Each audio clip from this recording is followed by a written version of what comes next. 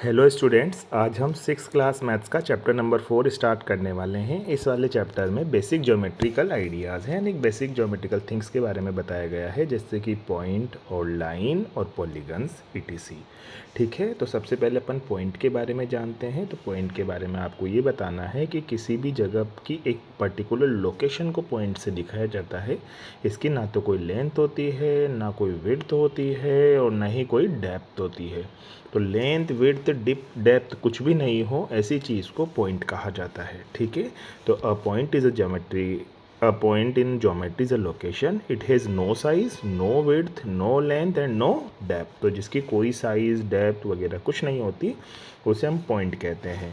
अब आता है लाइन। तो लाइन क्या होता है? बहुत सारे पॉइंट को जॉइन करने से जो बन जाती है उसे लाइन अपन बोलते हैं। और एक लाइन पे जितने पॉइंट्स है, सब पॉइंट्स को कोलिनियर पॉइंट्स कहा जाता है। ठीक है, जो लाइन होती है वो दोनों साइड इनफाइनाइट तक जाती है और जनरली इसे ऐसे डिनोट करते हैं, जैसे कोई भी दो पॉइंट उस लाइन पे ले लिए और दोनों पे ओवरहेडेड एरो लगा दिया, दोनों साइड एरो आएगा, यानी कि दोनों तरफ इनफाइनाइट तक जाती है। अगर इस लाइन का कोई एक सेगमेंट ले लिया जाए, कोई छोटा सेगमेंट ले लिया जाए, जैसे यहाँ पे अपन ने ए और बी सेगमेंट ले लिया, तो इसको लाइन सेगमेंट कहेंगे। और इस पर ओनली ऊपर एक लाइन बनाएंगे, लाइन सेगमेंट बनाएंगे जिसकी तरफ एरो नहीं होंगे, है ना। हेडलेस एरो, हेडलेस लाइन बनाएंगे इस पर। ठीक है, तो ये हो जाएगा अपना लाइन सेगमेंट। अब जो लाइंस है वो मेनली तीन टाइप की हो सकती है। एक होती है इंटरसेक्टिंग लाइन, जो दोनों को एक जगह कट करती है। एक होती है पैरेलल लाइन, जो कि ना तो कट करती है और ना ही टच करती है। और एक होती है कॉन्ग्रुएंट लाइन, जो लाइन के ऊपर लाइन चलती है। ठीक है, तो तीन तरह की लाइंस में से दो तरह की हमारे सिलेबस में दी हुई है, इंटरसेक्टिंग लाइन और पैरेलल लाइन। तो इंटरसेक्टिंग लाइन क्या होगी? जो ऐसी दो लाइंस जो कम से कम एक जगह क्रॉस करती है। ठीक है, जैसे ये वाला एग्जाम्पल देखो, ये पॉइंट पी पे क्रॉस कर रही है। फिर ये वाला एग्जाम्पल देखो, ये L1 और L2 यहाँ पे क्रॉस कर रही है। ये जो रोड का क्रॉसिंग है, यहाँ पर क्रॉसिंग हो रही है ना। तो इस तरह की जो लाइंस जो एक दूसरे को कहीं ना कहीं सिंगल एक पॉइंट पे क्रॉस कर रही हो, उसे इंटरसेक्टिंग लाइन कहेंगे। फिर पैरेलल लाइन की बात आए तो ऐसी दो लाइंस जिनके बीच में इक्वल डिस्टेंस मेंटेन हमेशा रहती है और वो कहीं भी ना तो टच करती है ना ही क्रॉस करती है, कोई कॉमन पॉइंट दोनों में नहीं होता, उसे ही अपन क्या कहेंगे? पैरेलल लाइंस कहेंगे। जैसे कि एग्जांपल दे रखा है, मान लो ये टेबल है ना, ABCD, है ना। तो ये वाली लाइन इस वाली लाइन के पैरेलल है और ये वाली लाइन इस वाली लाइन के पैरेलल है। अपोजिट लाइन, जैसे यहाँ पे ABCD के पैरेलल है और AD BC के पैरेलल है। और इसके जो चारों लेग्स हैं DECF BCAH, ये भी आपस में पैरेलल हैं। ठीक है, तो ये हो गया पैरेलल लाइंस। पैरेलल लाइंस के बाद आता है, जैसे पैरेलल लाइंस के कुछ एग्जांपल्स और दिए हुए हैं। जैसे अपने जो रेलवे क्रॉसिंग्स होती है, उसमें जो लाइंस होती हैं ये एक दूसरे के पैरेलल हैं। जो हमारा रूरल होता है स्केल, उसमें जो अपोजिट एजेस होती हैं वो एक दूसरे के पैरेलल होती है ना। तो पैरेलल आपको समझना है, जो एक दूसरे को कहीं भी कट नहीं करें। फिर उसके बाद रे की भी डेफिनेशन है। जैसे हमने लाइन देखा, लाइन में क्या था, दोनों तरफ इनफाइनाइट तक जाती है, लेकिन रे में ऐसा नहीं है। रे किसी एक पर्टिकुलर पॉइंट से स्टार्ट होती है और उसके बाद इनफाइनाइट तक ये जाती है, यानी कि एक डायरेक्शन में, सिंगल डायरेक्शन में तो ये इनफाइनाइट तक जाती है और एक एंड पॉइंट इसका होता है। ऐसी वाली चीज़ को अपन रे बोलेंगे। और रे बनाते वक्त, रे को डिनोट करते वक्त, कोई दो पॉइंट लेने के बाद उसके ऊपर जो एरो लगाएंगे वो सिंगल हेडेड एरो होगा। डबल हेडेड एरो अगर होता तो फिर वो लाइन बन जाती। सिंगल हेडेड एरो है तो वो रे बन जाएगी। और अपन को एक और चीज़ यहाँ पे पता चल गई है कि अगर हेड ही नहीं है, हेडलेस एरो है, तो फिर वो लाइन सेगमेंट बन जाएगा। ठीक है, तो ये हो गया रे जनरली रे को अपन ने बता ही दिया कि AB से डिनोट कर सकते हैं, ऊपर एरो लगाते हैं, एक पॉइंट से स्टार्ट होकर इनफाइनाइट तक जाती है। फिर अपन प्लेन और 3D प्लेन, 2D प्लेन और 3D प्लेन के बारे में भी बात कर लेते हैं। 2D प्लेन ऐसे प्लेन को बोलते हैं जो एक पेज पर, एक प्लेन पर बनाया जा सकता है। ठीक है, जिसकी कोई थिकनेस नहीं होगी, बेसिकली लेंथ होगी, विड्थ होगी, लेकिन थिकनेस नहीं होगी। अगर लेंथ और विड्थ के साथ थिकनेस भी आ जाए तो फिर ऐसा प्लेन 3D प्लेन हो जाएगा। ठीक है, तो ओनली अगर लेंथ और विड्थ है तो प्लेन कहेंगे, और अगर उसके अलावा लेंथ और विड्थ के साथ थिकनेस भी आ जाए तो फिर वो हो जाएगा 3D प्लेन। ओके, अब लाइन सेगमेंट जो होता है उसकी एक लेंथ होती है, जैसे लाइन की मैंने बताई इनफाइनाइट लेंथ होती है, रे का मैंने बताया इनफाइनाइट लेंथ होता है, लेकिन लाइन सेगमेंट जो होता है ना वो दोनों तरफ से कट जाता है। एक लाइन का एक पोर्शन होता है जिसके दोनों एंड पॉइंट हमें पता है, तो उनकी मेज़रमेंट किया जा सकता है। उनका मेज़रमेंट जो होगा वो लेंथ वाला मेज़रमेंट होगा, उसके लिए अलग अलग यूनिट्स यूज़ की जा सकती है। अगर मेट्रिक यूनिट की बात करें तो मिलीमीटर, सेंटीमीटर और मीटर्स हैं, और कस्टमरी यूनिट्स की बात करें तो इंचेस और फुट हैं। तो जो लेंथ की मेजरिंग यूनिट्स हैं वो है millimetre, centimetre, metre, inches, foot etcetera. दो लाइंस को कॉन्ग्रुएंट बोलते हैं अगर उनकी जो लेंथ है वो इक्वल हो, और कॉन्ग्रुएंसी का साइन ये है, एक कर्व लाइन और दो स्ट्रेट लाइन। इनको अगर दो लाइंस की इधर उधर दिखाया जाता है तो हम ये कहेंगे कि दोनों लाइंस की जो मेजरिंग है यानी कि उनकी जो लेंथ है वो सेम है। ठीक है। अब उसके बाद अपन कर्व्स के बारे में देखते हैं। तो जो कर्व्स होते हैं वो क्या होते हैं? Curves can be defined as a figure that flow smoothly without a break. जैसे हमने यहाँ से स्टार्ट किया, जब तक ब्रेक नहीं करेंगे तब तक कर्व ही बनेगा। अगर हमने ब्रेक कर दिया तो फिर वो कर्व नहीं रहा। तो कर्व केवल कब तक बनेगा? जब हम फ्लो स्मूथली फ्लो करवाते हैं विदाउट अ ब्रेक। ठीक है। अब ये जो कर्व है वो दो टाइप का हो सकता है, एक हो सकता है ओपन कर्व और एक हो सकता है क्लोज कर्व। तो ओपन कर्व में क्या होता है, दो पॉइंट्स एक दूसरे को इंटरसेक्ट नहीं करते, यानी कि जो कर्व है वो खुद को ना तो टच करता है ना इंटरसेक्ट करता है। जबकि क्लोज कर्व में इंटरसेक्शन या टच हो जाता है। ठीक है। अब इसके बाद भी कर्व में और दो पार्ट हैं, सिंपल कर्व और एक नॉन सिंपल कर्व। तो सिंपल कर्व में क्या होगा, या तो वो टच करेगा ही नहीं यानी कि ओपन रहेगा, या फिर मैक्सिमम टच कर सकता है, वो कट नहीं कर सकता यानी कि क्रॉस नहीं कर सकता। जबकि नॉन सिंपल कर्व में क्रॉसिंग भी होगी।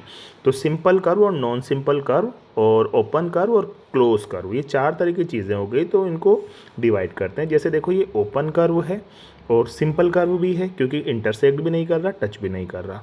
ये क्लोज कर्व है लेकिन ये सिंपल है क्योंकि ये इंटरसेक्ट नहीं कर रहा, ओनली टच कर रहा है। ठीक है। ये क्लोज कर्व है और साथ के साथ नॉन सिंपल कर्व भी है। नॉन सिंपल कर्व क्यों है? क्योंकि ये इंटरसेक्ट भी कर रहा है। ठीक है, क्रॉस कर रहा है ना। उसके बाद ये स्ट्रेट सिंपल कर्व है, जो लाइन है उसको स्ट्रेट कर्व कह सकते हैं। ठीक है। उसके बाद देखो ये वाला भी ओपन है साथ के साथ सिंपल भी है।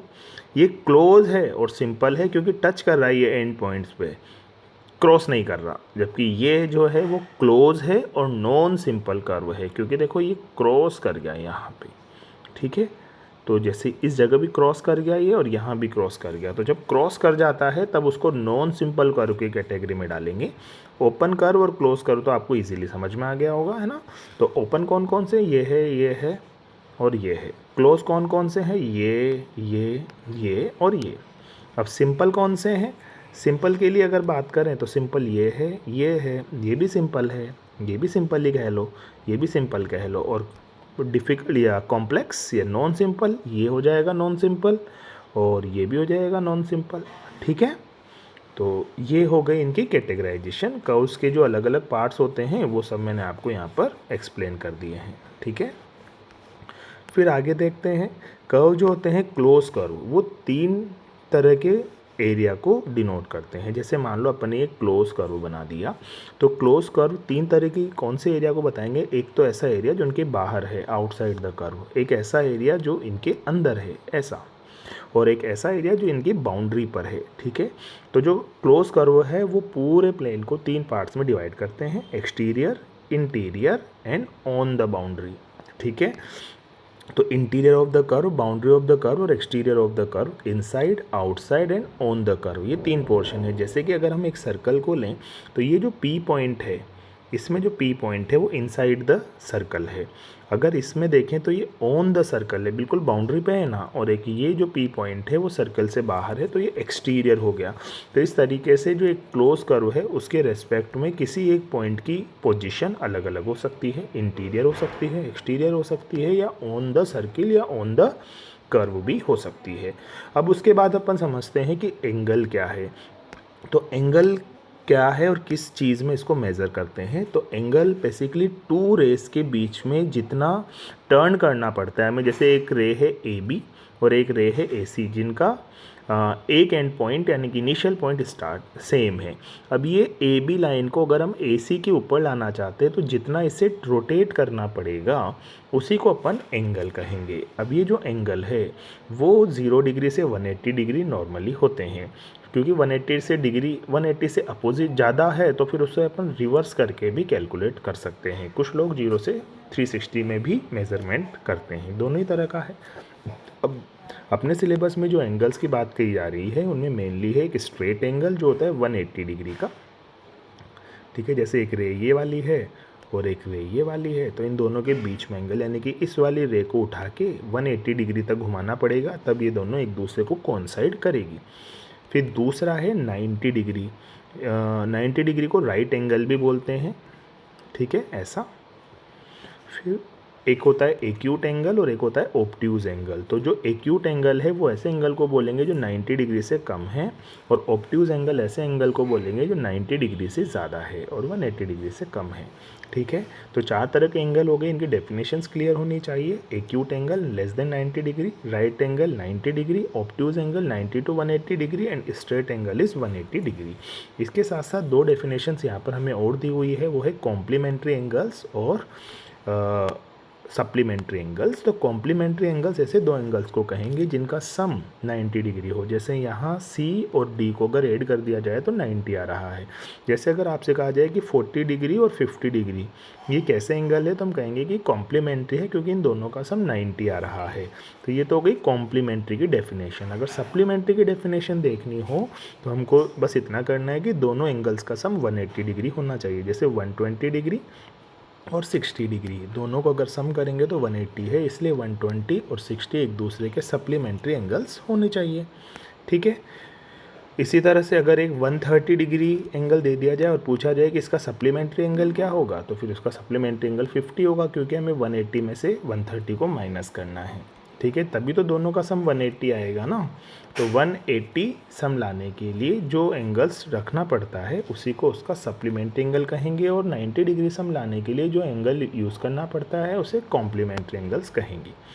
अब इसके बाद आता है पॉलीगन्स। तो पॉलीगन्स जो हैं वो 2 डायमेंशनल शेप हैं, 2 डायमेंशन में काम करते हैं, जैसे लेंथ और विड्थ मान लें, ठीक है। जब डेप्थ भी आ जाती है तो 3 डायमेंशनल बनता है। पॉलीगन्स के बारे में एक और ख़ास चीज़ है कि ये स्ट्रेट लाइन से बने होते हैं और क्लोज शेप होते हैं। अगर ये कर्व लाइन से बने हैं तो पॉलीगन नहीं माना जाएगा, अगर ओपन है तब भी इसको पॉलीगन नहीं माना जाएगा। फॉर एग्जांपल इन फोटोज़ को देखते हैं अपन, तो देखो इसमें सभी लाइंस स्ट्रेट लाइंस हैं और क्लोज कर्व भी है, तो ये पॉलीगन है। इसमें ये वाली लाइन कर्व लाइन आ गई, इसलिए इसको पॉलीगन नहीं माना जाएगा। इसमें लाइंस तो स्ट्रेट है पर ये ओपन है, इसलिए इसको भी पॉलीगन नहीं माना जाएगा। तो पॉलीगन होने के लिए 2 चीज़ें ज़रूरी है, एक तो लाइंस जितनी भी हैं वो स्ट्रेट हो, और दूसरा जो कर्व बन रहा है हमारा वो कैसा हो, क्लोज कर्व हो। अगर क्लोज नहीं है तो फिर वो पॉलीगन में कंसीडर नहीं किया जाएगा। अब पॉलीगन के भी अलग अलग टाइप हैं। जो पॉलीगन है उनमें 2 तरह का होता है, रेगुलर और इरेगुलर। रेगुलर पॉलीगन ऐसे पॉलीगन को कहेंगे जिसकी सारी साइड्स इक्वल हैं, और इरेगुलर पॉलीगन ऐसे पॉलीगन को कहेंगे जिसकी सारी साइड्स इक्वल नहीं हैं। तो जैसे ये रेगुलर पेंटागन हो गया, इसकी जो 5 साइड्स है पाँचों की लेंथ इक्वल है, जबकि इनकी लेंथ इक्वल नहीं है। तो जब साइड्स की लेंथ इक्वल नहीं हो तो इरेगुलर पॉलीगन बनता है, और जब साइड्स की लेंथ इक्वल हो तो रेगुलर पॉलीगन बनता है। दूसरी तरह का टाइप है कॉनकेव और कॉन्वेक्स। तो कॉन्वेक्स इस तरह का है जिसमें सभी इंटरनल एंगल 180 डिग्री से कम के हैं, जबकि ये वाला कॉनकेव है क्योंकि इसमें देखो ये एंगल 180 डिग्री से भी बड़ा हो रहा है। तो अगर इंटरनल एंगल जितने भी हैं सभी 180 डिग्री से छोटे हैं, यानी कि एक्यूट, ऑब्ट्यूज, स्ट्रेट एंगल इनके अंदर अंदर हैं, कोई एक्सटीरियर एंगल नहीं है, तब तो उन्हें कॉन्वेक्स कहेंगे। और अगर इस तरह की केव दिखाई दे, देखो ये केव जैसा दिखाई दे रहा है, तो अगर इस तरह की केव दिखाई दे तो उसे कॉनकेव कहेंगे, यानी कि एक एंगल भी अगर 180 डिग्री से बड़ा हो गया तो ऐसा जो पॉलीगन है वो कहलाएगा कॉनकेव पॉलीगन, ठीक है। अब इसके बाद पॉलीगन को एक और तरीके से डिवाइड किया जा सकता है, दैट इज सिंपल और कॉम्प्लेक्स। तो सिंपल पॉलीगन में एक दूसरे की क्रॉसिंग नहीं होती साइड्स में, जबकि इसमें देखो ये वाली साइड इस वाली साइड को क्रॉस कर रही है। ये तो दोनों होने में पेंटागन ही है, दोनों में 5-5 साइड है। इसमें कौन सी 5 साइड्स हैं, इसमें है 1 2 3 4 5, और इसमें कौन सी है 1 2 3 4 5। तो दोनों में 5-5 साइड्स है, 5-5 साइड्स है, तो दोनों होने में तो पेंटागन ही है, लेकिन ये सिंपल पेंटागन है जो एक दूसरे को क्रॉसिंग नहीं कर रहा, और ये कॉम्प्लेक्स पॉलीगन है जो कि एक दूसरे को क्रॉस कर रहा है। अब आपको यहाँ ये ध्यान रखना है कि कॉम्प्लेक्स पॉलीगन बहुत सारे ऐसे रूल्स को फॉलो नहीं करता जो नॉर्मल पॉलीगन फॉलो करते हैं। इनकी ज़्यादा डिटेल्स अपने सिलेबस में भी नहीं है। अब कुछ और एग्जाम्पल दे रखे हैं, जैसे इरेगुलर हेक्सागन है, ये 6 साइड्स है इसलिए हेक्सागन है, और सभी साइड्स इक्वल नहीं दिख रही है इसलिए इरेगुलर है। ये कॉनकेव ऑक्टागन है, ऑक्टागन क्योंकि इसमें 8 साइड है, 1 2 3 4 5 6 7 8, और कॉनकेव क्योंकि देखो इसमें एंगल 180 डिग्री से बड़े दिखाई दे रहे हैं, है ना, ये इंटरनल एंगल 180 से बड़े हैं, या यूँ समझें कि इनमें केव जैसी स्ट्रक्चर हमें दिखने को मिल रही है। तो जब केव जैसी स्ट्रक्चर दिखते हैं तो फिर उसको कॉनकेव कहते हैं। फिर एक और है कॉम्प्लेक्स पॉलीगन है, इसमें देखो 5 साइड्स हैं, 1 2 3 4 5, ठीक है, जो एक दूसरे को क्रॉस कर रही है, और तो जब भी क्रॉसिंग होती है तो ऐसे पॉलीगन को अपन कॉम्प्लेक्स पॉलीगन कहते हैं। तो ये पॉलीगन के सारे टाइप्स हो गए, और चैप्टर नंबर 4 थ्योरी वाइज अपना कंप्लीट हो गया। Thank you.